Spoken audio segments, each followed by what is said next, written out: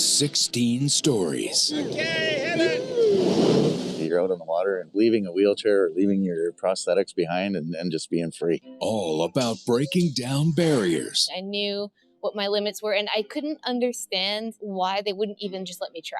And smashing perceptions. To me, life was just going to continue and I was going to do everything I wanted to do. From Paralympians, present and past. I'm not a very liked person, I think, in the goalball world. I think I kind of rub people the wrong way. To amateur and the elite level. What's your top speed on the handball? Top speed, I've hit 94 kilometers an hour going downhill. The closest to death you'll ever be. Unless you're getting crushed by a crane. Through sport, they found hope. Boxing gives me confidence. Found their teams. Nothing ever goes as planned in a triathlon race. On the bike, I'll hear it from behind me. Whee! And found themselves. It's not just judo on the mat. You learn how to train when you're emotionally just... With host Greg Westlake. So I can't wait. Some sitting volleyball. My tip for you is don't get hit in the head. Okay, I'll try my best. They're building the greatest accomplishment of my life is believing that I'm enough. a level playing field. As mentioned in the trailer, the host of the show is Paralympic para ice hockey star Greg Westlake, and of course he's with us today. Greg, when I see that trailer, it brings back a lot of great memories for me from last season and the stories we did. I'm wondering what did you enjoy most about hosting Level Playing Field? Yeah, I mean, first off, thanks for having me, and thanks to everybody who's taking time to tune in today. I really appreciate it. We all do. I had a great time with the show. You know, I'm so ingrained in Paralympic sport, and what was great for this is it was everything from the high performance athletes like Ursula Gagne that we have on the call today. We did a great feature on her, all the way to the grassroots level, and also just organizations making a difference in the community. You know, I could talk for half an hour right now on all the different stories. I won't, but you know, a few that stood out to me were we did an episode on Holland Bloorview, which is an amazing place in Toronto, and we interviewed a young man named Suni who you know, moved here from another country just to be close to Holland Bloorview to take care of his medical needs. And you know, and you see the smile on his face and the way he lights up when he's playing wheelchair basketball, and you just understand how lucky we are to live in this great country and all the great work that gets done to help kids get active and be involved in sport. So that one was fun for me. There was an episode on Rob Shaw, who should be a household name in Canada. He was a wheelchair tennis professional as an able-bodied player, broke his neck, and then got back into wheelchair tennis. And then 2 weeks after we spent time with him, he went on to win a gold medal at the Pan Am Games. You know, and then there's Anthony Liu, who you saw on the handbike there, who's going, you know, Mach 10 down the street. And, you know, he's got infectious energy. He was almost crushed in a car by a crane. And you meet him, and he's the happiest guy. Put a smile on your face every single day, any time of day. And so for me, it was just sharing those stories of people who are just such proud, amazing representatives of what it means to be a para athlete in Canada. And we got to share those stories and get them out there and promote them and promote people that don't always get the shine and the limelight. Because at the end of the day, not everybody's going to be a Paralympic gold medalist, but everybody has a great story to tell. You know, Kelly Serbu, he's a blind hockey player. He's also a fantastic lawyer. You know, we want to show people that no matter what cards you're dealt in life, there's a place for you as a high performer. And I think we did that with that season, and I'm really proud to be a part of it. Yeah, Greg, I agree with everything you said there. I think that's a great point, is that we're not just focusing on, you know, who's going to win the next gold medal in Tokyo. We're focusing on, you know, people who are using sport in their own way in their life to become, you know, better, which is, I think, a great aspect of the show. Is there any questions for Greg now? Or I'm going to throw, oh, looks like we have one. Janice, do you want to read was it just a comment or is it a question? I'm just going to throw out the next question while we're working that out to Greg. Greg, right now you're kind of in between hockey's been kind of disrupted like everything else. I'm just wondering what's going on right now with Team Canada and kind of where you're at with competition. Yeah, it's a great question. Not unlike a lot of people, COVID's had a big effect on my sporting realm and my life, and I'm sure for a lot of people it has. So I sympathize and I care about a lot of people who have maybe gone through a rough year. So my heart goes out to a lot of people, but for us, we're getting back right now. I'm off to the Czech Republic this Saturday. We're going to have a world championship in a bubble situation. So I just got home from getting my last COVID test so I can get a fit to fly letter and take off. And I'm actually excited to get out there and play. I was a little nervous at first, but I think it's important for us to fight our way back to some normalcy, get back to doing the things we love to do. I know for me, when I put my athlete hat on, we train so hard, we work so hard, and at the end of the day, we got to go out there and get the reward, which is the ability to play the game. And we don't get to play a ton of games as Paralympic athletes. So even just these 5 games that we got to, I'm flying to Amsterdam to Poland, and I'm driving from Poland to the Czech Republic. But to put on the Team Canada jersey and to have that crest on your, chest is a pretty amazing feeling. And I view that as the reward for all the hard work that we put in. And I know the other people on this call, Travis and Priscilla, they probably feel the same way. But through all the trials and tribulations, the big reward at the end of it is we get to represent Canada. And to me, there's no better feeling and nothing I'm more proud of in my life than that. That's great. I got a few rolling in here for you, Yeah, Greg. Ted, I have it here. Sorry about that. No problem. This individual says that they watch a lot of television, and Greg is a natural. He brings humor, confidence, and knowledge. Greg, were you always like that? Greg. Yeah. Greg, were you always like that? Or how did sport help you develop your character?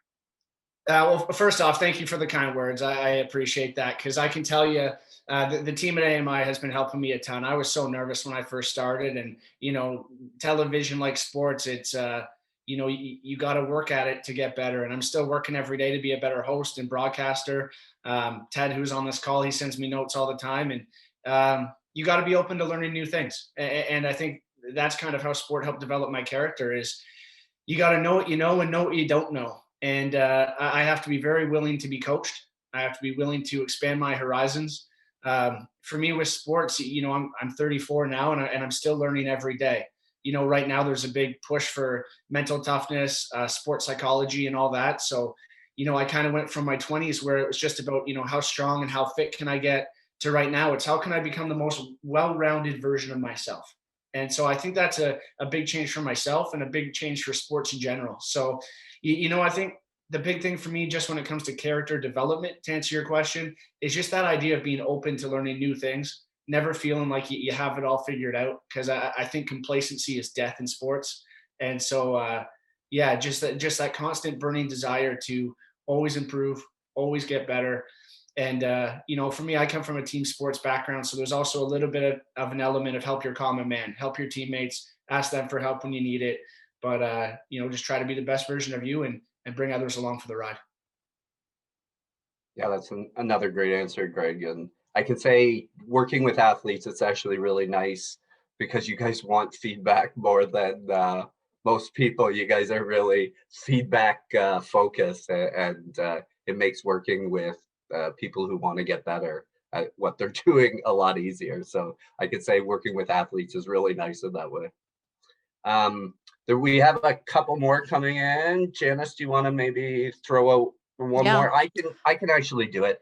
Another person asked Greg if they know you're really good at para ice hockey, obviously, but what was it like trying the other sports and like wheelchair tennis, and you tried Travis's sport, who I haven't introed Travis yet, but someone from Wheelchair Rugby Canada is on the call. So you got in a rugby chair. I want to know what that was like for you.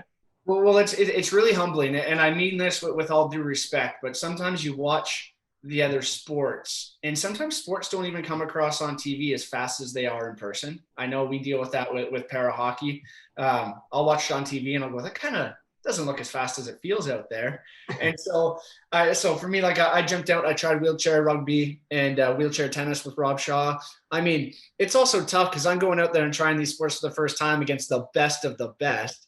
But no, it's very humbling. And it is actually one thing that I enjoyed most about the show that I didn't mention off the top. So thanks for asking that question, because it gave me a whole new level of respect for all these sports. And thank goodness I missed the episode where we did Priscilla, because she would have tossed me on my head a bunch and flipped me around the judo mat. So that was nice. But no, the wheelchair rugby, it was so physical, so fast.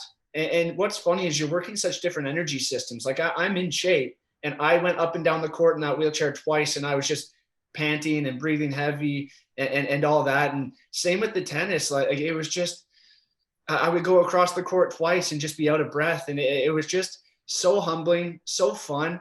But there's also this connection in the parasport world where I do think we do a fantastic job of kind of helping each other out. And so I got some amazing coaching, and I had people that really took time to show me the ropes and help me out a little bit. And so it would always start with an absolute struggle, and then it would always end with me having a lot of fun. And so I have to thank the people who took time to fit me in all the equipment and work with me. But it is actually one of the reasons why I want this show to keep going. And I hope we do 3, 4, 5, 6 seasons of it, because I have tried like 4 sports and I need to try way more. That's so true. That's so true. I see we have a guest who has a questions about how confident you are that the Paralympics are going to happen in 2021 and 2022. But I'm going to wait until I bring in the rest of the group and kind of then throw it out to all of our athletes. I'm going to save that one. But there was one other question or comment more for you, Greg, which was bring home gold. So let's do it. You got people rooting for you out there. I appreciate the support. Thank you so much. I'm gonna intro some more members of the team now. Greg, like I said, Greg isn't the only one. There's some people who are in attendance, I believe, on the call as well. Our senior producer, Michelle Dudas, our senior editor and videographer, Matthew McGurk, our associate producer, Alex Smythe, our editor and segment producer, Manuel Gradas Andrade, are also with us. We put a lot of effort into demonstrating how sport is used as a tool for empowerment in a variety of ways on LPF, from rehabilitation to building confidence and communities. We showcase a wide range of examples on the season. And I'm just wondering, Greg, is there one story that really stood out to you as an example of the power of sport? Well, I mentioned it off the top, and that's the story about SUNY, just at Holland Bloorview. That one was my favorite one of my favorite ones to do. But it was just because it took me back to when I first got involved in parasport. And, I remember I went to Variety Village and I tried wheelchair basketball and I tried a bunch of different sports. I'm an avid golfer. And there's just so many people out there that are looking to help you get started. And so many people that if you raise your hand and say, I'm a kid that wants to learn, or I'm 40 years old and just acquired a disability and I still want to live an active, healthy lifestyle. There are so many organizations and people out there, but they are hard to find. And that's what this show does, is we try to shed light on some of those organizations and how much is out there for you in the community. So when I watched that SUNY story, it made me think about myself being a young kid, wanting to be active, wanting to play high level sports, but not really knowing where to go. And so when I saw the resources that he had, like I just remember getting in my car, driving home that day with just a smile ear to ear, just because I saw how happy he was. Yeah, absolutely. I agree. Alex, I'm going to put you on the spot as the associate producer. You produced a lot of the shows, specifically the one Greg was just talking about. You produced that story. So I'm wondering if there's another example that stuck out to you from the season. Yeah, Greg ended up taking kind of what would have been my go-to choice, but I think another great one that really highlighted the power of sport and just how the impact it can have on people who aren't trying to achieve high levels in the sport, but just trying to build confidence and empower themselves was Skiability Algoma. That was a phenomenal example of just seeing how much children and people of all the ages just lit up and just grew in confidence and sat up a couple inches taller when they got to get out of their wheelchairs or didn't have to worry about their disability. They could just get out on the water, go water skiing, and regardless of what their disability was, they were able to do it because they had adaptability built in for every disability and every need required.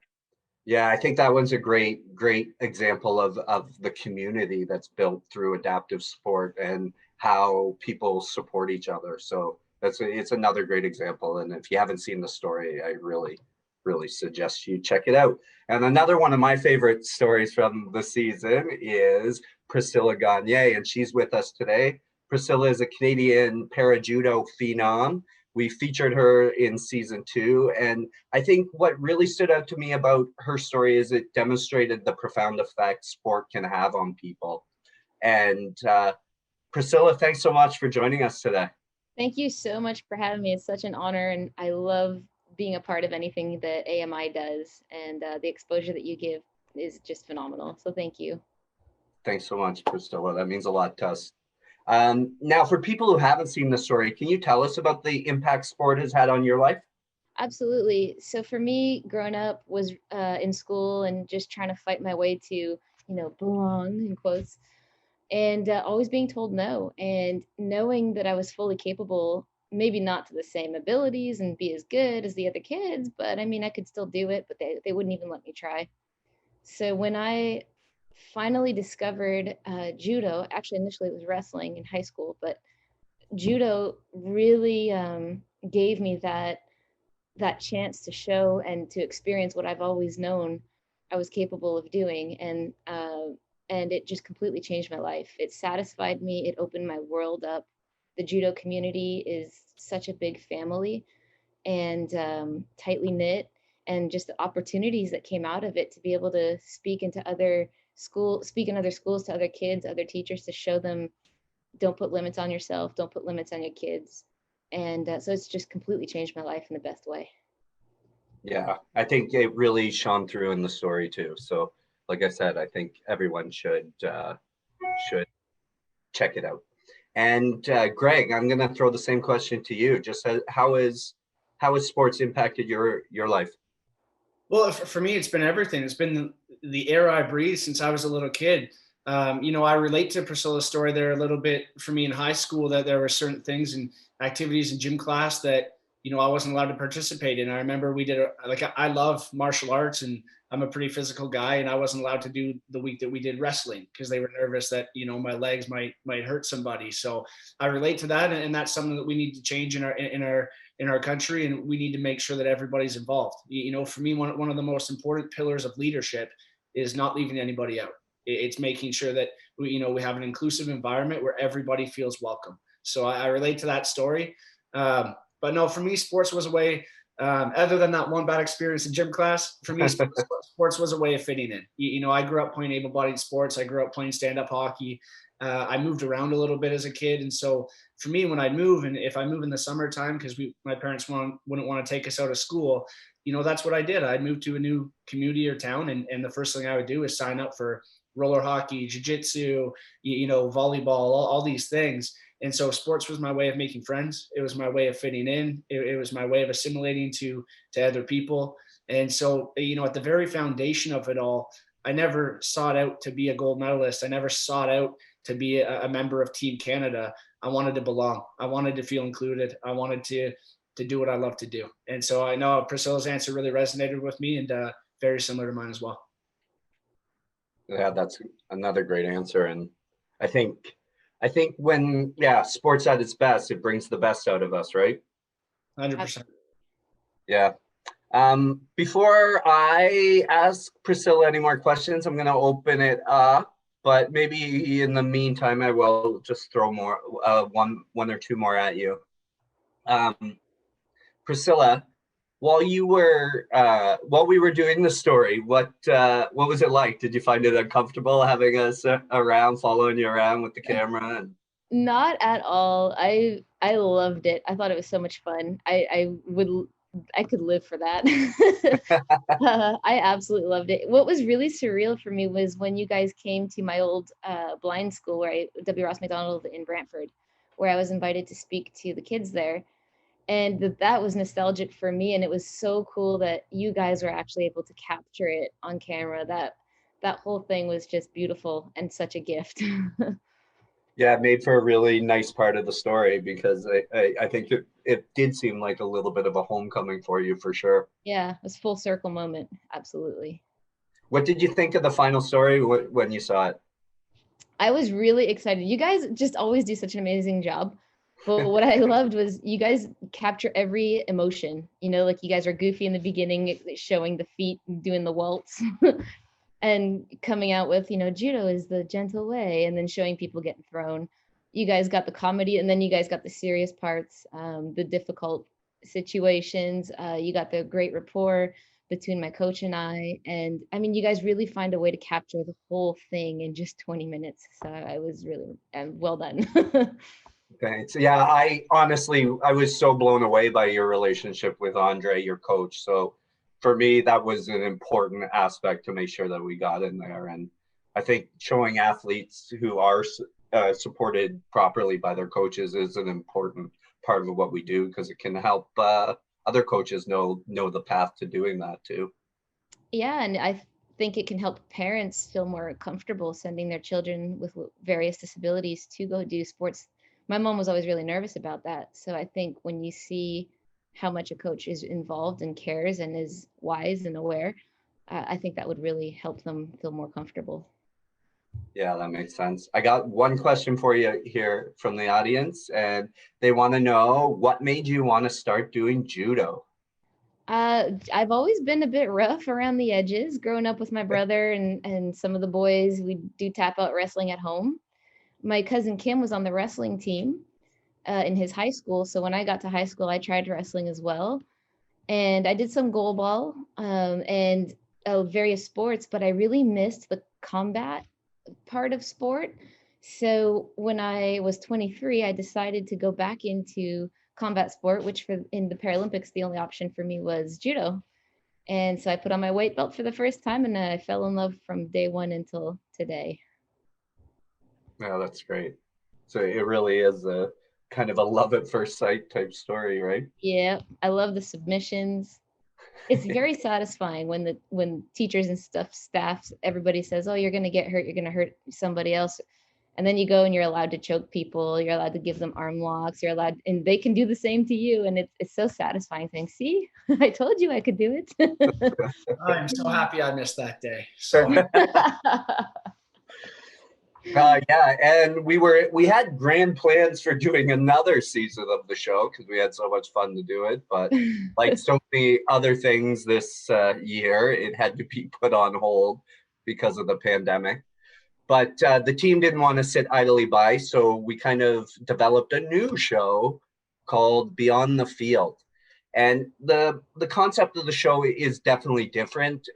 Beyond the Field examines important issues impacting the world of sport, from diversity to LGBTQ plus inclusion and life after sport. We touch on topics that have an impact kind of well beyond the games themselves. So again, it's hosted by Greg Westlake, but this time he has a co-host, Travis Morale.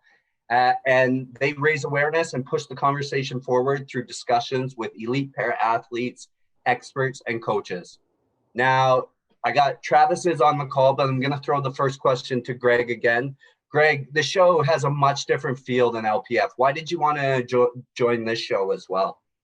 Yeah, it's a great question. And for me, it was to get outside my comfort zone. You know, for those, when this show comes out, it really touches on some very hot button issues. And, you know, we did an episode on racial diversity where I had a chance to interview an old teammate of mine that I played hockey with for almost 10 years. And right off the top, kind of a light bulb went off for me that, you know, I've been this guy's friend for a long time. We've played hockey together for a long time, and we've never had that conversation. You know, I've never asked him a question about what it's like to be Black and be a hockey player in Canada. And so, you know, and then I had the opportunity to interview Ness Murby, Canada's first, you know, para trans athlete who came out.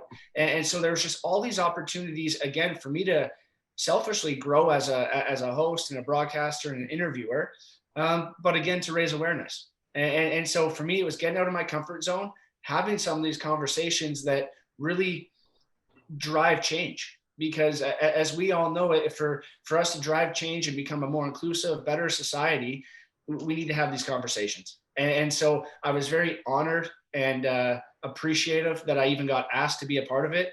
Again, thanks to AMI, because you're driving change and driving real positive thinking. And so that's why I want to be a part overall. It was just something different. It was something outside of my comfort zone that I had never done before.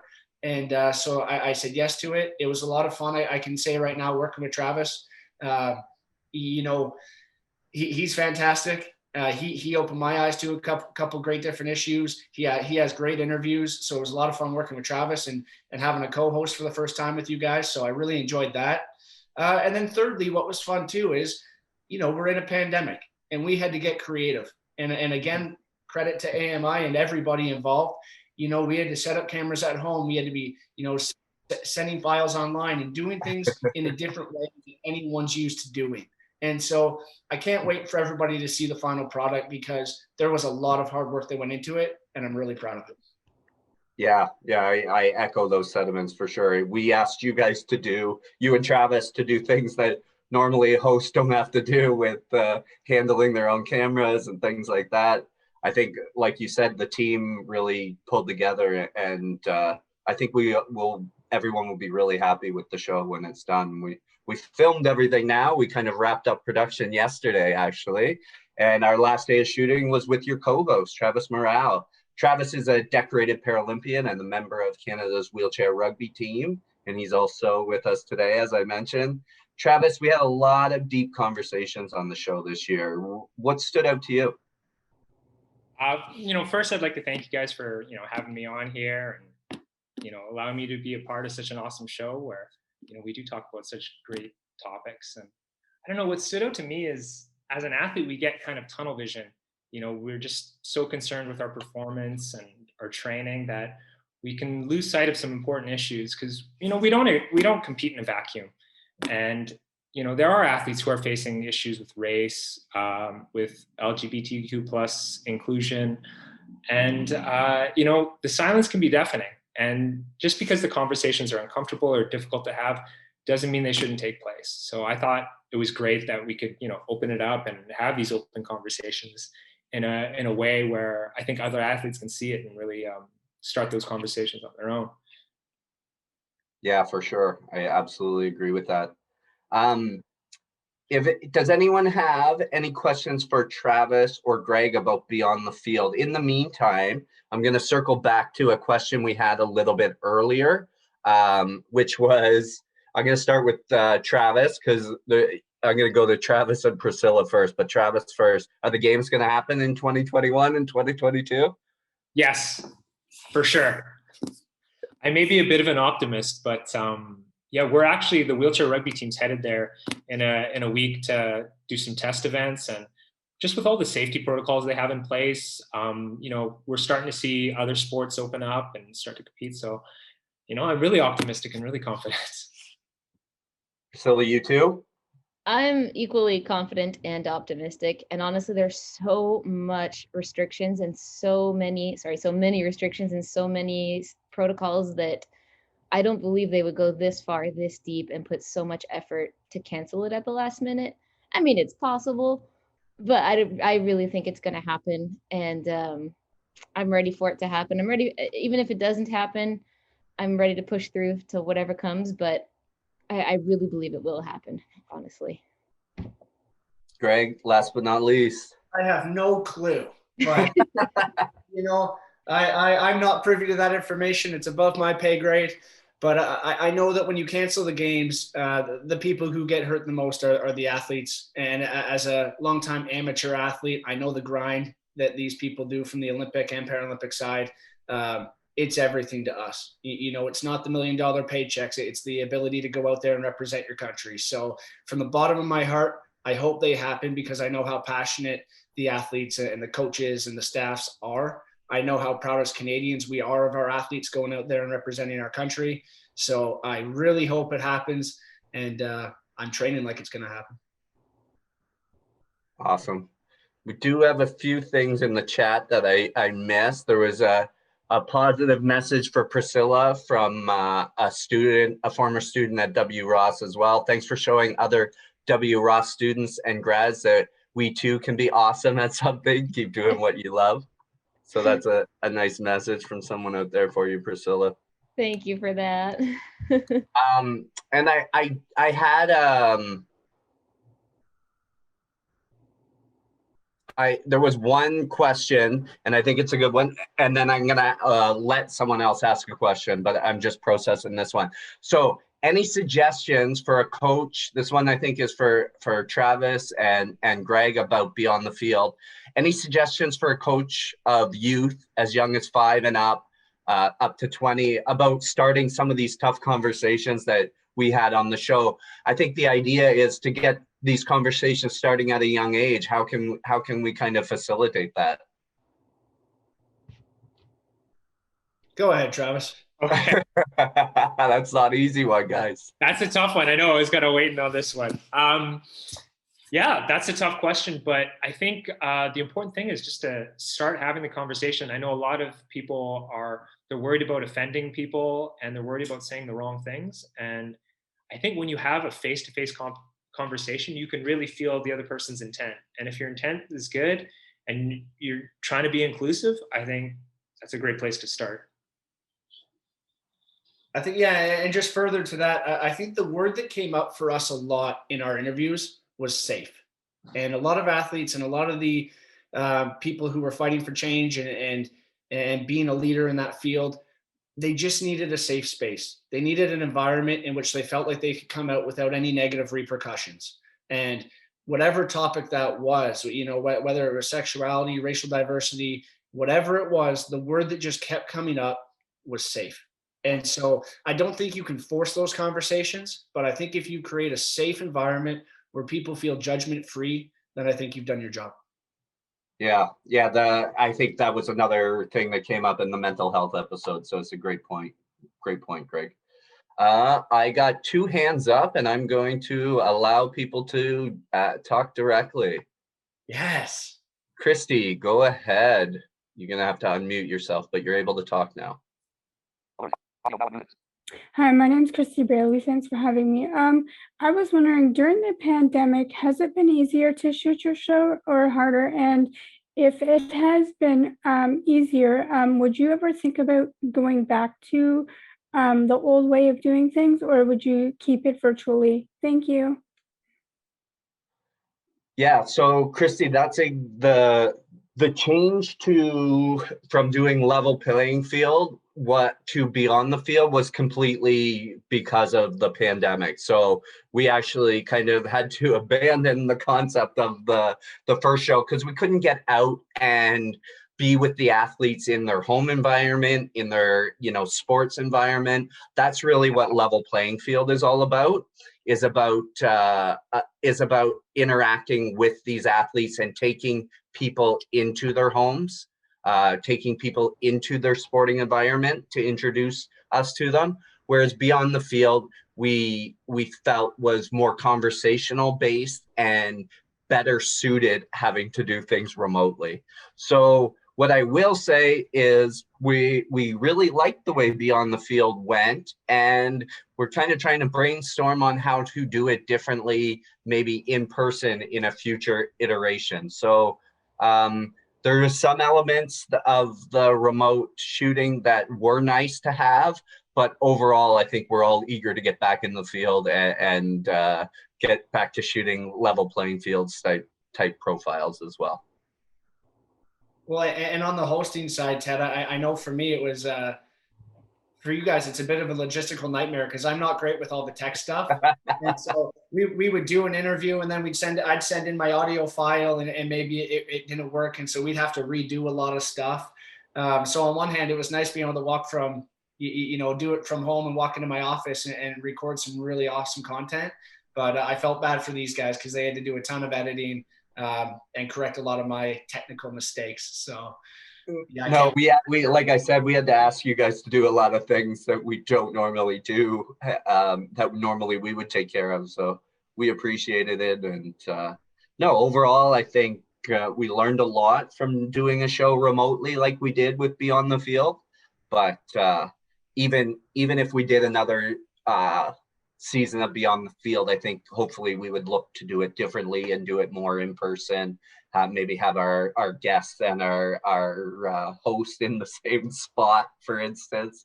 That would be nice to have face-to-face conversations with people again at some point in our lives. So I got one more question from Julia, so I'm gonna allow Julia to talk.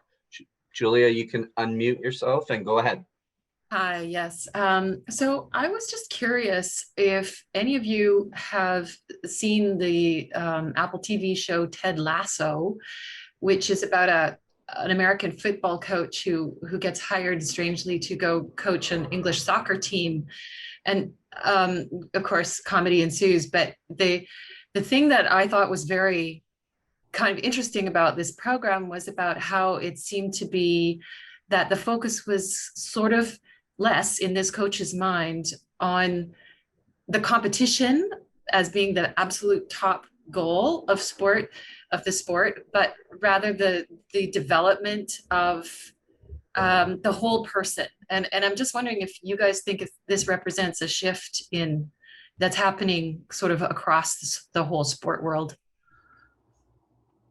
I think that's an interesting question, because I do think that within parasport, there is more of a push for that than in sport as a whole. And I'm going to open this up to the para athletes, but someone who came from covering the National Hockey League and professional hockey, and then has come over to the parasport world and covering it.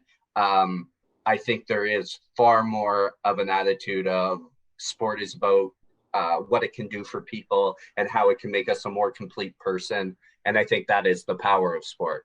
But I'm going to open it up to the group. So why don't we start with Priscilla, and then we'll work our way down to Travis and then Greg. I think that's a phenomenal observation. And to go back to the coach's question, it kind of answers it as well. That if, in sport, creating that safe space and teaching empathy, even though you may not understand another person's perspective, but just being able to have empathy towards them, I think would grow us as individuals. And sport teaches us that because we have many opportunities to learn how to lose, learn how to deal with teammates we don't necessarily always get along with, and I think that is part of the journey. And so people that don't go into sport because they don't want to compete, I think they could still go into sport and develop themselves or their children, their character, and learn empathy and values. Great. Yeah, I love that show. I thought it was great, and I thought it sent a great message where, if you take a look at a team and you have members of your team who don't feel, included or valued as part of the team, you're not going to get the best performance out of them. So I think they go hand in hand where, being inclusive and being really positive and taking everyone along for the ride, you get some great results. For sure. Greg, quick, I got to wrap the session. So I'll give you a short, quick answer. All right, well, I haven't seen it, so I'll be really quick, but you're killing me because my sister's been on me to watch it forever. She says it's her day. So I wrote it down and I'm going to watch it on my travels. There you go. You got some screen material. Yeah, I just want to thank everyone for attending this session. One thing we really want to encourage is people to get out and get active, because everyone on this call, I think from the panelist side, believes in the power of sport and believes it can help make you a more complete person, like Julia's question said. Beyond the Field premieres July 12th on AMI TV. Thanks, everyone. Have a good day.